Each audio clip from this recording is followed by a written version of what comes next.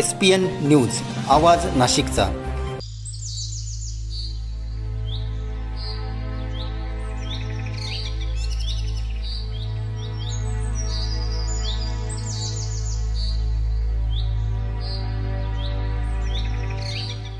राज्यातील महायुती सरकारने निवडक व्यावसायिक अभ्यासक्रमांमध्ये प्रवेश घेतलेल्या OBC, ABC, विमुक्त जाती आणि भटक्या जाती प्रवर्गातील विद्यार्थ्यांसाठी शिक्षण शुल्क आणि परीक्षा शुल्क प्रतिपूर्ती योजनेसाठी असलेली उत्पन्नाची अट रद्द केली आहे।